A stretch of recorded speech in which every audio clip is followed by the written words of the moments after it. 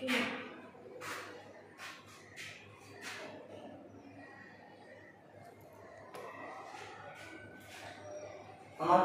Demo class দিতে দেওয়ার সুযোগ করে দেওয়ার জন্য আপনাদের সকলকে অসংখ্য ধন্যবাদ।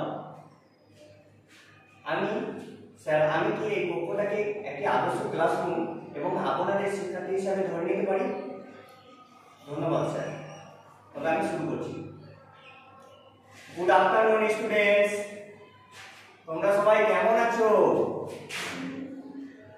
বাহ বাহ, বেশ ভালো। আর আমিও খুব ভালো আছি। আজ আমি তোমাদের একটা নতুন অধ্যায় শুরু করব। আচ্ছা, তোমরা তো এখন ক্লাস 11 এ উঠেছো, পড়াশোনা কেমন লাগছে? বেশ ভালো, ঠিক আছে। তোমরা এখন অঙ্ক নিয়েছো, সায়েন্স নিয়েছো, তোমাদের ফাঁকি মারলে হবে না, তোমাদের ভালোভাবে পড়াশোনা চালিয়ে যেতে হবে। আচ্ছা, তোমরা বলো তো বাস্তব সংখ্যা কি?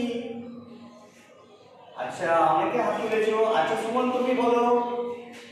ঠিক বলেছো, মূলত সংখ্যা আর অমূলত সংখ্যার সমষ্টিকে বাস্তব সংখ্যা বলে। আচ্ছা, এটা বাস্তব সংখ্যাটা অন্যভাবে কেউ বলতে পারবে? আচ্ছা পায়েল, তুমি বলো। ঠিক বলেছো, বসে পড়ো। যেসব সংখ্যাকে আমরা সংখ্যা রেখায় প্রকাশ করতে পারি সেসব সংখ্যাকে আমরা বাস্তব সংখ্যা বলি। এই দুটো সংখ্যা ছাড়া আমরা আরেকটা অন্যভাবে বলতে পারি, এ যাবৎ পর্যন্ত আমরা যেসব সংখ্যাগুলো শিখেছি সেগুলোকে বলা হয় বাস্তব সংখ্যা। আচ্ছা এবার বলো তো, x² +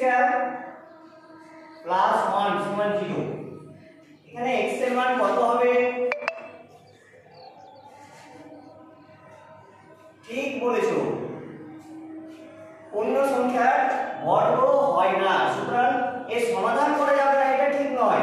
এর সমাধান করা যাবে, তবে তোমরা যে পদ্ধতি এখন পর্যন্ত শিখে এসেছো, পূর্ণ সংখ্যার বর্গ দেখো মাইনাস হয় না, এখন পর্যন্ত যে পদ্ধতিগুলো শিখে এসেছো সেই পদ্ধতির সাহায্যে সমাধান করা যাবে না। এটা একটা নতুন পদ্ধতির সাহায্যে আবিষ্কার করা যাবে, গণিতবিদরা আবিষ্কার করেছে। আচ্ছা বলো তো, এই সংখ্যাটাকে তাহলে বাস্তব সংখ্যা বলতে পারবো না, এই সংখ্যাটার নাম কি? ঠিক বলেছো, এই সংখ্যাটাকে যখন আমরা বাস্তব সংখ্যার বর্গ সমান মাইনাস চলে আসবে তখন যে সংখ্যা পাবো সেটা হচ্ছে অবাস্তব সংখ্যা। আচ্ছা এবার বলো তো, এই বাস্তব সংখ্যা আর অবাস্তব সংখ্যা মিলে কি তৈরি হয়? আচ্ছা পারছো না, ঠিক আছে আমি বলে দিচ্ছি, বাস্তব সংখ্যা আর অবাস্তব সংখ্যা মিলে তৈরি হয় জটিল সংখ্যা বা জটিল রাশি। আজকে আমরা এই জটিল রাশি নিয়ে আলোচনা করব। তাহলে আজকে আমাদের আলোচ্য বিষয় কি? জটিল রাশি বা জটিল সংখ্যা। ইংরেজিতে বলা হয় একে কমপ্লেক্স নাম্বার। তাহলে প্রথমে আমরা জটিল সংখ্যার ধারণা সম্বন্ধে জানবো বা কিভাবে এটাকে প্রকাশ করব সেটা জানবো। জটিল সংখ্যাকে ইংরেজিতে কি বলা হয় বললাম? Complex number. এখানে দেখো সংখ্যাকে আমরা প্রকাশ করব x + i/a আকারে। এখানে x টা হচ্ছে বাস্তব অংশ আর y টা হচ্ছে অবাস্তব অংশ। এই বাস্তব অংশটাকে ইংরেজি বলি আমরা রিয়েল পার্ট আর অবাস্তব অংশটাকে বলি ইমাজিনারি পার্ট। আর এখানে আরেকটা দেখো i লিখেছি, এই i এর মানটা হচ্ছে √-1। বুঝতে পেরেছো বাস্তব সংখ্যার আকারটা? তবে ঠিক আছে, এবার আমরা জানবো এই বাস্তব সংখ্যাকে জ্যামিতিক ভাবে কিভাবে প্রকাশ করব।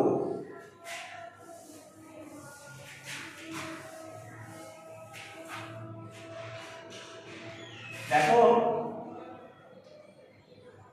বাস্তব সংখ্যাকে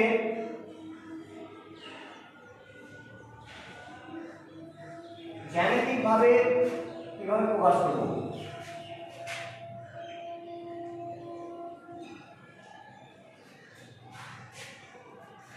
ধরো x প্লাস iy এটা একটা জটিল রাশি বা কমপ্লেক্স নাম্বার, সরি এই জায়গাটা জটিল রাশি হবে, জটিল সংখ্যার জ্যামিতিক আকার। আমরা যে x অক্ষ টানি এটাকে বলা হয় রিয়েল অ্যাক্সিস বা বাস্তব অংশ, আর যে আমরা y অক্ষ টানি এটাকে বলা হয় ইমাজিনারি অ্যাক্সিস বা অবাস্তব অংশ। যখন আমরা এই সংখ্যাটাকে প্রকাশ করব তাহলে এখানে যে জটিল রাশি আছে বাস্তব অংশ কত আছে x, তাহলে এই x অক্ষ বরাবর আমরা নেব ধরো একটু x।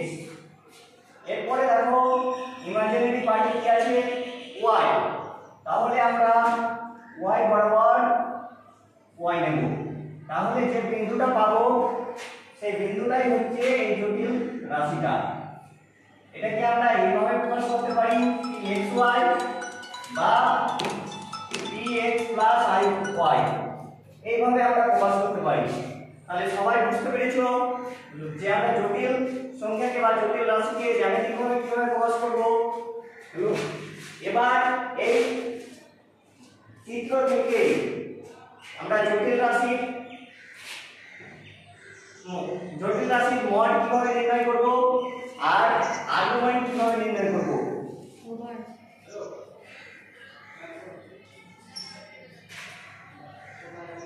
জটিল রাশির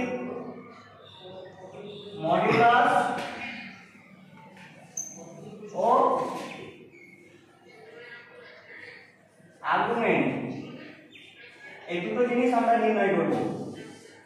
তাই দেখো এই বরাবর যেটা পাচ্ছি এটা ধরো r, তাহলে দেখো এটা একটা সমকোণী ত্রিভুজ হচ্ছে না, x অ্যাক্সিসের ধনাত্মক দিকের সাথে যদি থিটা নিয়োগ করে তাহলে আমরা পোলার কোঅর্ডিনেট থেকে কি লিখতে পারবো x সমান r cos থিটা, y সমান r sin থিটা। এখান থেকে দেখো এটা সমকোণী ত্রিভুজ হলে আমরা কি জানি 2 স্কয়ার সমান লম্ব স্কয়ার প্লাস 2 স্কয়ার, সেখান থেকে r স্কয়ার সমান পেতে পারি x square plus y square, তাহলে r সমান পাবো √x square plus y square. এই যে r এর মান পেলাম এটাই হচ্ছে মডুলাস, আর এখান থেকে এটা যদি 1 নম্বর সমীকরণ দিই এটা 2 নম্বর সমীকরণ দিই 1 2 ভাগ করে আমরা থিটার মান বের করতে পারবো। সেখান থেকে থিটা সমান আসবে tan inverse y by x, এই থিটাটাকে বলা হয় আর্গুমেন্ট। তাহলে বুঝতে পেরেছো সবাই। পরের দিন আমরা কমপ্লেক্স নাম্বারের যোগ কিভাবে করতে হয়, বিয়োগ কিভাবে করতে হয়, গুণ কিভাবে করতে হয় এগুলো জানবো। তাছাড়া অনুবন্ধী জটিল রাশি কি এবং আরো অনেক কিছু কমপ্লেক্সের রয়েছে সেগুলো পরের দিন আলোচনা করব। আজকে এই পর্যন্তই থাকলো।